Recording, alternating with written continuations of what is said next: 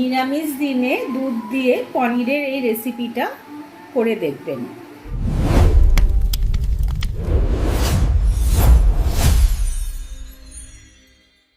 এখানে 300 গ্রাম পনির আছে, আদা আর কাঁচা লঙ্কা পেস্ট, 2 টেবিল চামচ তিল আমি এখানে ভিজিয়ে রেখেছি, আর 25 গ্রাম মতন কাজু আছে, এটা ভেজানো আছে, আর 1.5 কাপ দুধ, 3টে টমেটো পেস্ট। আর এটা এই মশলাটাকে আমি একটুখানি তাওয়াতে গরম করে নিয়ে গুঁড়ো করে নেবো। তার মধ্যে আমি নিয়েছি হচ্ছে 4টে দারচিনির কাঠি, 6টা ছোটো এলাচ, একটা বড় এলাচ আর একটা জয়িত্রী। প্রথমে আমি কড়াইতে সাদা তেল দিয়ে দিচ্ছি পনিরটা ভাজার জন্য। আন্দাজ মতন সাদা তেল দিয়ে নিলাম। তেলের মধ্যে সামান্য একটু নুন দিয়ে দিচ্ছি যাতে পনিরটা নুনটা ঢুকে যায়। তেলটা গরম হয়ে গেছে, এবার আমি পনিরগুলো তেলের মধ্যে দিয়ে দিই।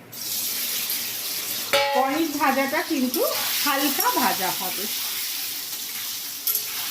ফ্রাই প্যানটা গরম করে নিয়েছি, এবার আমি এই মশলাগুলো ফ্রাই প্যানের মধ্যে দিয়ে দিলাম। এটা বেশি ভাজবেন না, একটু হালকা করে মশলাটা গরম হয়ে গেলেই নামিয়ে নেবেন। পনিরগুলোকে হালকা করে ভেজে আমি নুন জলে ভিজিয়ে রেখেছি। এবার আমি গ্রেভিটা করব দেখে।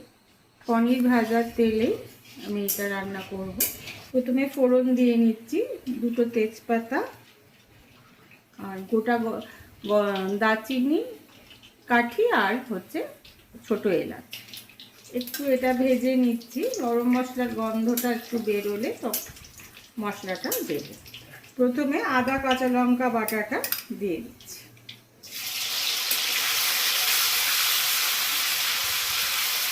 এটা একটু ভেজে নিতে হবে, একটু ভাজা হয়ে গেলে তারপরে আমি টমেটো পেস্টটা দেব। গ্যাসের আঁচটা মিডিয়ামে রেখে ভাজবেন, তাহলে কড়াইয়ের তলায় লেগে যাবে না। এইবার টমেটো পেস্টটা দিয়ে দিলাম। পরিমাণ মতন নুনটা দিয়ে দিচ্ছি। মশলাটা আমি 2 মিনিট কষে নিচ্ছি। মশলাটা আমার 70% মতন কষা হয়ে গেছে। 1 চামচ চিনি দিয়ে দিলাম। এবার গ্যাসের আঁচটাকে একদম কম করে কাজু আর সাদা তিলটা আমি পেস্ট করে রেখেছি। পোস্তও দিতে পারেন, আবার মগজও দিতে পারেন। আমি এখানে সাদা তিল দিয়েছি কাজুর সাথে, আপনারা সাদা তিলের বদলে মগজ বা পোস্তও দিতে পারেন। গ্যাসের আঁচটাকে একদম লোতে রেখে এবার ভালো করে কাজু বাটাটা দিয়ে এই মশলাটাকে 5 মিনিট কষে দিতে হবে। মশলাটা থেকে আমার ভালো মতন তেল বেরোনো শুরু করে দিয়েছে। এবার আমি 1/2 চামচ কাশ্মীরি লঙ্কা দিয়ে দিলাম। মিক্সির বাটি ধুয়ে যে অবশিষ্ট জলটা ছিল সেটা দিয়ে দিচ্ছি। এটাতে আর জল দেবেনই না, এই সামান্য জলটাই যথেষ্ট। মশলাটা আমার পুরোপুরি কষা হয়ে গেছে। এবার আমি পনিরগুলো দিয়ে দিলাম। পনিরগুলো দিয়ে 2-3 মিনিট মতো একটুখানি কষে নিতে হবে। 3 মিনিট হয়ে গেছে, আমার পনিরগুলো নরম হয়ে গেছে।